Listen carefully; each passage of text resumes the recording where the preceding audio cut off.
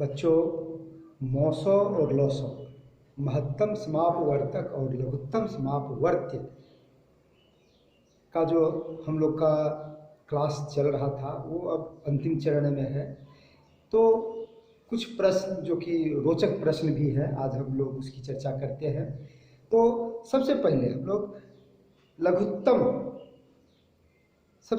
लोग महत्तम पर आधारित महत्तम पर आधारित एक प्रश्न है, उसकी चर्चा देखते हैं। व्यवहारिक बात है और अच्छा है। वह सबसे बड़ा मापक क्या होगा जिससे 35 लीटर और 49 लीटर और 84 लीटर वाले बर्तन को पूरा भरा जा सके। मैंने 35 लीटर का 1 ड्राम हमारे पास है, 49 लीटर का 1 ड्राम हमारे पास है और 84 लीटर वाला 1 ड्राम है। तो ऐसा मापना अगर हम कौन लेते हैं जो सबसे बड़ा हो और इस सब को भर दे, पूरा अगर हम उससे नाप करके देंगे तो ये भी पूरा भर जाए। अगर हम 10 लीटर का लेंगे तो नहीं भराएगा, 35 लीटर का लेंगे तो नहीं भराएगा, 15 लीटर का लेंगे तो नहीं भराएगा। तो ये एक रोचक प्रश्न है। तो इसके लिए हम लोग इसका मौसौ निकालते हैं। मौसौ निकाल दिए, 35 और 49 का मौसौ निकाले हम लोग। इसका मौसौ निकाल करके समझ चुके हैं कैसे निकालते हैं। तो 35 गया और ये एक बार गया 14, 14 से फिर 2 बार गया ये 28, 35 यहाँ चला आया, 2 बार गया 28, 7 बच गया।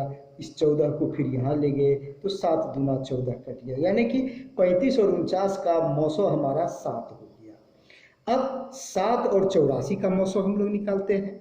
तो 7 से भाग दिए 84 में, तो 8 में भाग लगा, 1 बार गया 7 घट गया, 1 बचा और 4 उतर गया 14, 14 में 7 दूना 14, 2 बार गया कट गया। यानी इस 7 से 84 में भी भाग लग गया, 7 से 35 में भी लग गया, 7 से 49 में भी लग गया। जैसा कि मौसौ के बारे में हम लोग समझ चुके हैं कि मौसौ वह बड़ी से बड़ी संख्या है जिससे दी हुई संख्याओं में पूरा भाग लग जाता है।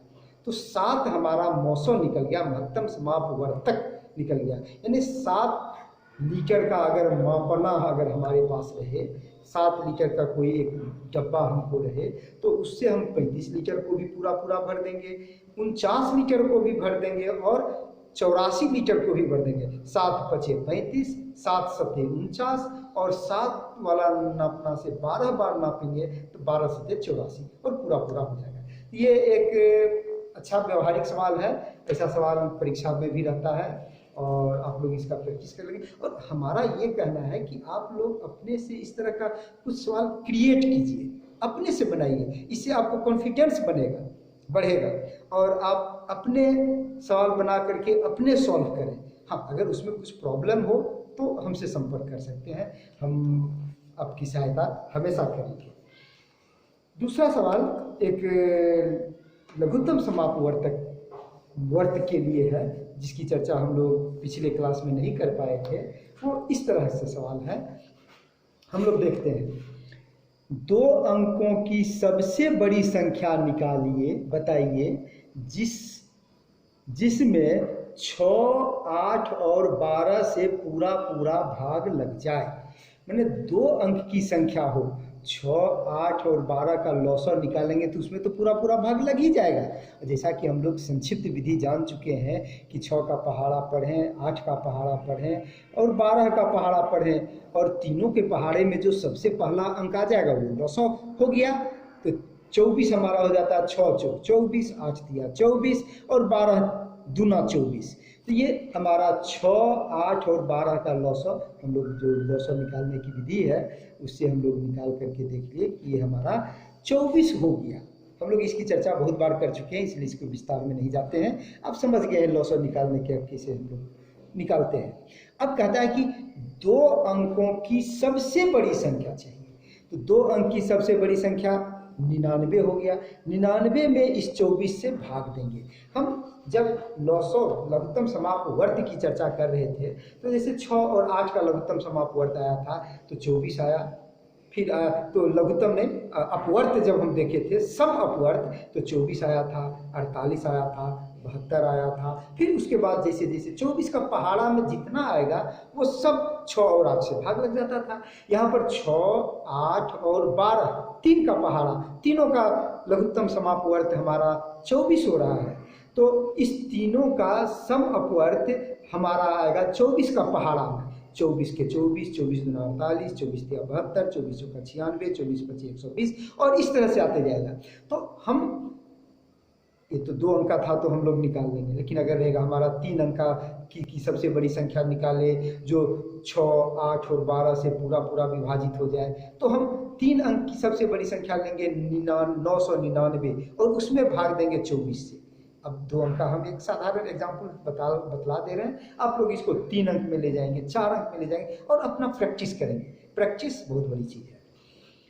तो जब ये 24 निकल गया हमारा, तो 24 से 99 में भाग देते हैं, 4 बार जाता है, 24 चौका 96, ये 3 कट गया। हम एक ही बार में 96 उत्तर लिख सकते हैं, लेकिन अगर हमारी संख्या रहेगी 4 अंक की संख्या तो यहाँ पर नहीं आएगा हमारा, तब हमको नीचे ले जाना पड़ेगा। इसके लिए हम क्या करते हैं, उत्तर निकालने के लिए, अभिष्ट संख्या जानने के लिए, जो शेष हमारा आता है 3, उस 3 को ये 2 अंक की सबसे बड़ी संख्या में जिसमें हम भाग दिए हैं उसमें से घटा देते हैं। तो 99 में से 3 चला गया 96, ये 96 हमारी अभिष्ट संख्या हो गई, हमारा अभिष्ट उत्तर हो गया 96। इसी प्रकार अगर 3 अंक की संख्या रहेगी, 6, 8 और 12 हम बोले हैं, हो सकता है हम बोल दें 36, 24 और 48, तो इसका हम लोग सबसे पहले लघुत्तम समापवर्त निकालेंगे। 36, 24 और 48 का आप निकालेंगे, देखेंगे ये 144 हो जाएगा। तो जब 144 हो जाएगा, अब हम कहते हैं कि 4 अंक की सबसे बड़ी संख्या निकालिए जिसमें 36, 24 और 48 से पूरा पूरा भाग लग जाए। तो 4 अंक की सबसे बड़ी संख्या हमारा 4 गुना हो गया 9999। तो 9999 में हम 144 से भाग देते जाते हैं और अंत में जो शेष बचता है उसको 9999 में से घटा देते हैं और वही हमारा उत्तर हो जाता है। तो ये एक एग्जाम्पल दिए हैं, आप अपने से सवाल को बनाएंगे, आपकी किताब में है, बहुत सारा जगह है। ये चूंकि इस तरह के सवाल की चर्चा हम नहीं कर पाए थे, इसलिए हम आज सोचे कि इसकी भी चर्चा कर दें, आपके प्रैक्टिस के लिए बेहतर रहेगा। अब कुछ रोचक प्रश्न जो कि आपको चलते फिरते कोई भी पूछ देगा और आप उसका उत्तर बहुत आसानी से दे सकते हैं। और कभी कभी अगर ये ध्यान में नहीं रहेगा तो लगेगा जैसे कि ये तो बहुत बड़ा सवाल है। जिसे हम बोल दिए 144 और 145 का महत्तम समापवर्तक निकालो, 144 और 145 का, तो बड़ी संख्या हो गई। तो हम लोग जब लगातार 2 संख्या अगर कोई हमको दे दे, 144, 145, 250, 251, तो उसका महत्तम समापवर्तक हमेशा 1 होगा। मैंने 2 लगातार संख्याओं का महत्तम समापवर्तक हमेशा 1 होगा। ये हम लोग दिमाग में बिठा लेते हैं। 2 लगातार संख्याओं का मोसो बराबर 1 होगा, बस 1 होगा। ये बस ध्यान में रखना है, आप निकाल के देख लीजिए 1 आएगा। इसी तरह का सवाल है कि 2 अभाज्य संख्याओं का मोसम। तो अभाज्य संख्या है तो उसमें तो कुछ कॉमन है ही नहीं, सर्वनिष्ठ कुछ है ही नहीं। जैसे हम बोल दिए 7 और 11, तो 7 और 11 में का अगर हम गुणनखंड निकालेंगे तो 7 गुने 1 और 11 का निकलेगा 11 गुने 1, तो कॉमन सर्वनिष्ठ हमारा 1 हुआ। तो 2 अभाज्य संख्याओं का भी अगर हमारा महत्तम समापवर्तक निकालेंगे तो वो 1 आएगा। आपको सिर्फ ये ध्यान में रखना है कि ये अभाज्य संख्या बोली गई है, जो बोली गई संख्या है वो अभाज्य संख्या है। जैसे कि हम बोल दिए 23 अभाज्य संख्या है, और बोल दिए 17, 23 और 17 का महत्तम समापवर्तक निकालिए, तो 23 और 17 का 1, चूंकि 23 भी अभाज्य है, 17 भी अभाज्य है, तो इसलिए हम लोग एक कंक्लूजन, एक निष्कर्ष और दिमाग में बैठा लेते हैं क्विक आंसर देने के लिए, तुरंत आंसर देने के लिए, कि 2 अभाज्य संख्या का 900, ये भी 1 होगा। अब एक और आते हैं, एक और संख्या का युग्म है, जैसे ये भी संख्या का युग्म था, 2 लगातार संख्या है, ये भी संख्या का युग्म है कि 2 अभाज्य संख्या का 900 हमको निकालना है। एक और संख्या का युग्म है, इसको कहते हैं सह अभाज्य, अंग्रेजी में को प्राइम, HCF ऑफ 2 को प्राइम नंबर्स, मैंने 2 सह अभाज्य संख्याओं का महत्तम समापवर्तक क्या होगा।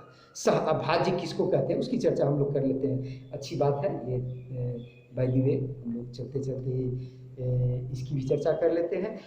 सह अभाज्य कहते हैं कि उस दोनों का अगर हम गुणनखंड निकालेंगे तो एक के अलावे कुछ कॉमन है, दोनों भाज्य है, दोनों संख्याएं भाज्य होती हैं, अभाज्य भी हो सकती हैं, लेकिन दोनों भाज्य होने के बावजूद भी उस दोनों का जो युग्म होगा, दोनों को अगर एक साथ हम बोलेंगे तो वो दोनों सहभाज्य कहलाएंगे। जैसे 8 और 9, 8 भी भाज्य है, 9 भी भाज्य है, लेकिन 8 और 9 आपस में सहभाज्य।